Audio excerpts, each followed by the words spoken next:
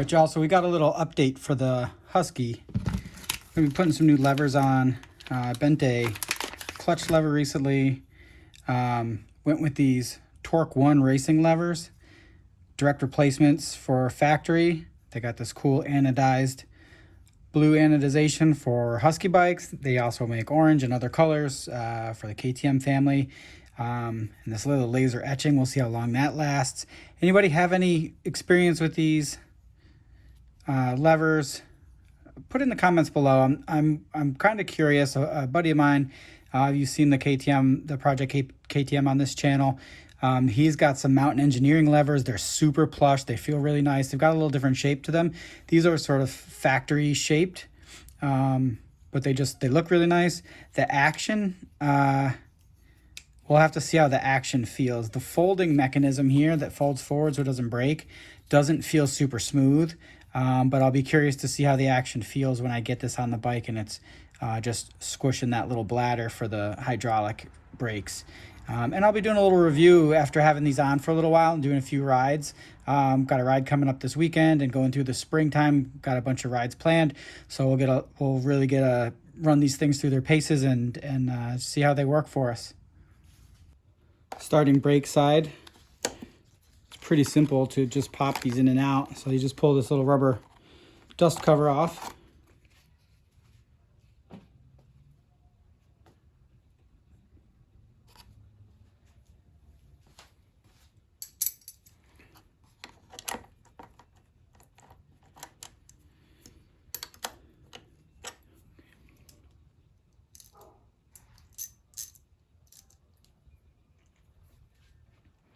And we just got a 10mm bolt. It's going to hold this on here.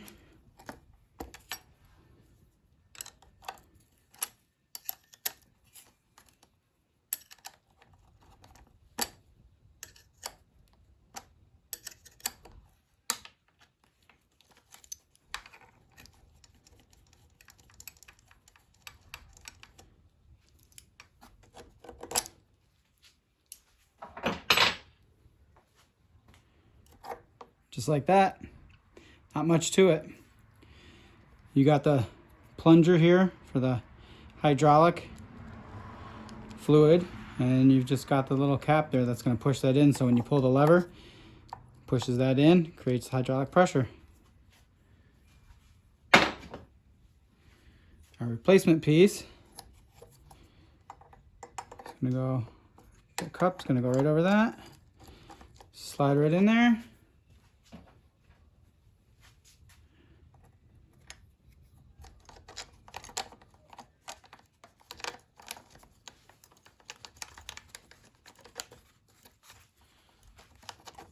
There we go.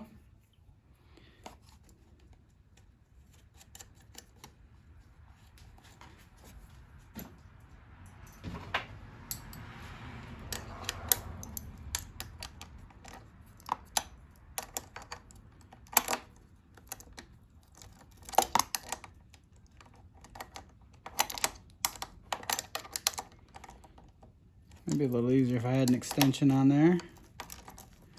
There we go.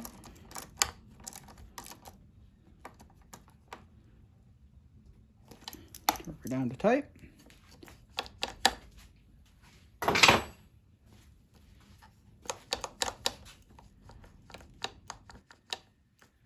little bit close. Just gonna adjust out.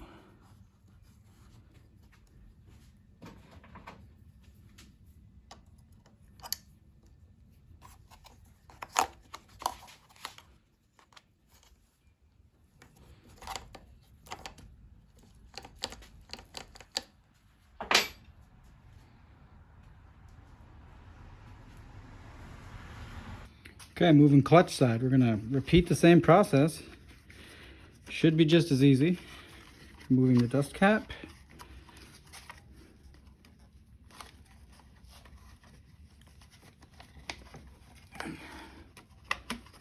There we go.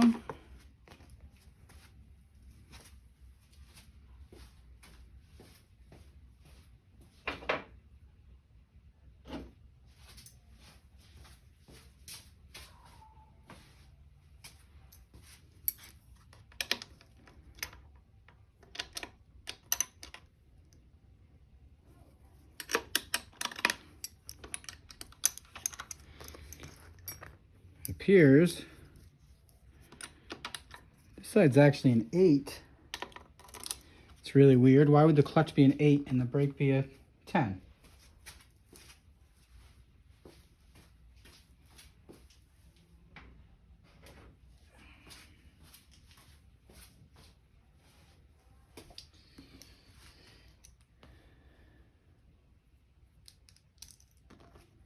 All right, clutch side's 8, brake side 10.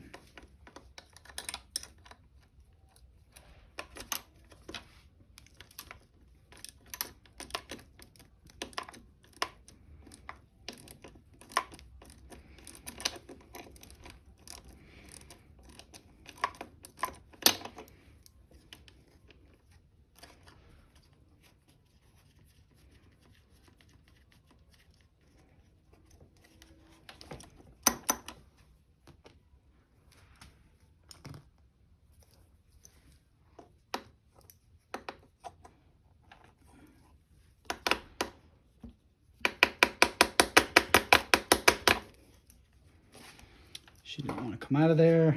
We're gonna have to coax her a little bit.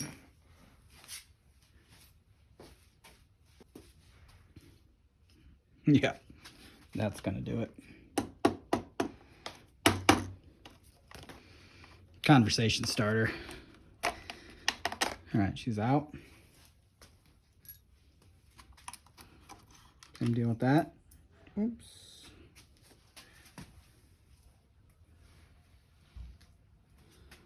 Well, that doesn't look too good.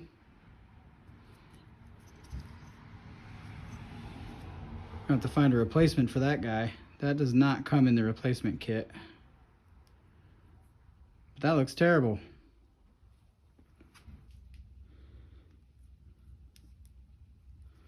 Just trying to manipulate this a little bit with my fingers to straighten it back out, but you can see that the integrity of this spring is not going to be what it was when it was factory. So I'm going to reuse it because it's all I've got. Okay, try not to make the mistake I've made here. Pulled that clutch lever out and a spring popped out, and in trying to feel the plunger and how the action worked on it, I actually pulled the plunger out. And so now I'm gonna have to pull this brush guard off to get in there and really get my hands in there to put this back together.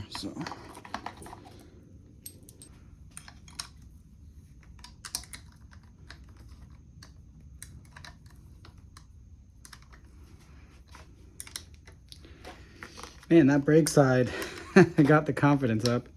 Changed it in about 30 seconds.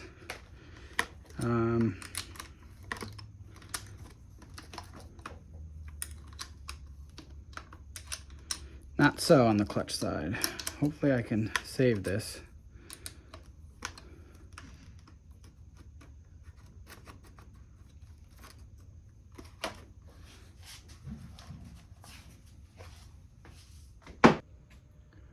So here's the plunger that I've pulled out of the little rubber dust boot that's on there. I'm gonna need to put that back in. And that spring, I believe, is gonna go right in this hole, but I'm gonna have to do a little research on that. All right, so I've gotten that boot back on there. That is not fun. Don't do that. You can see how there's a little ridge that goes around this plunger. And I pulled that out a little too far trying to feel the action on the clutch. Whether that's a push in or a pull out action, and I popped it right out of that boot. So there's a little lip on there, the boot holds on. Not fun, don't do that. That spring that fell out, I believe is gonna seat right in here.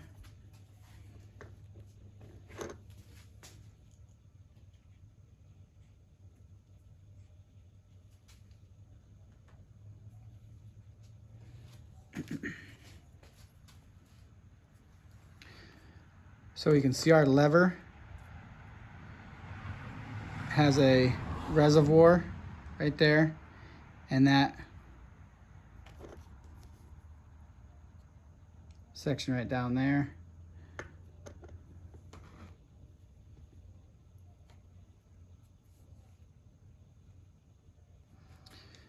All right, so we've got the spring. You can see right down in there, it's got this little ball end head. So we're gonna put that right in there. Tried to straighten that spring out as best as I could. That was not in great shape when I took it off. And then our lever here, a little tough to see because it's black, but you can see there's a recessed area there, right there. The screw will go down in there. The plunger will sit in this bowl.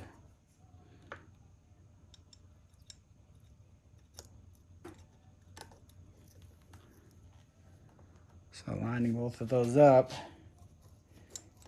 you can see how this spring gets kind of smashed, how that might end up getting squished sideways the way it was.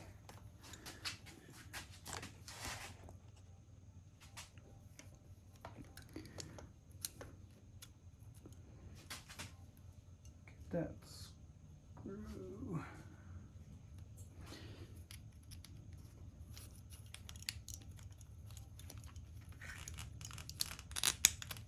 That screw back in place. Spring seems to be seated there, right, properly. Okay. We'll put our nut back on.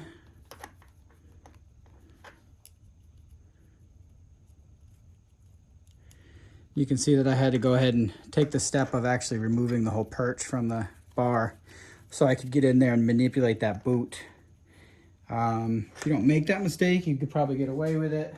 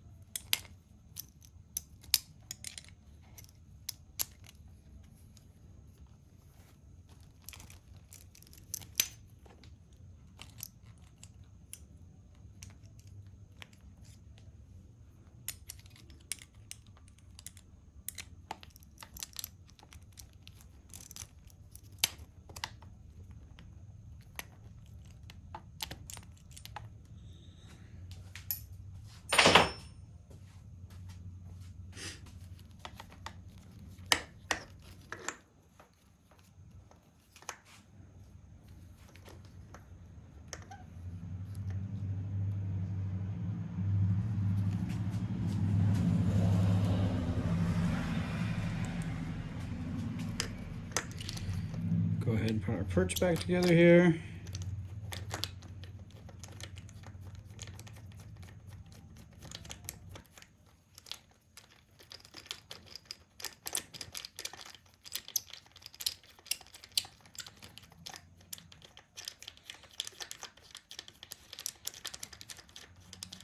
If anybody's wondering about this ball here, that's a ram mount for a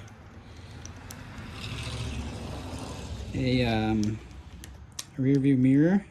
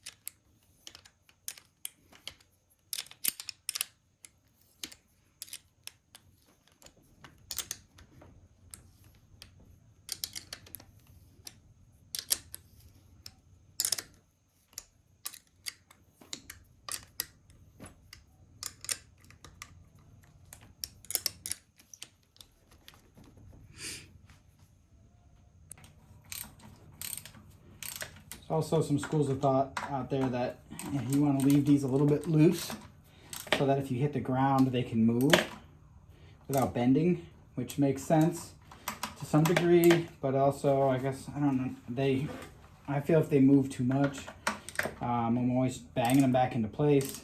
I've had bolts rattle out and fall out on the trail, and that's annoying when these things start hanging down, so I snug them up pretty good.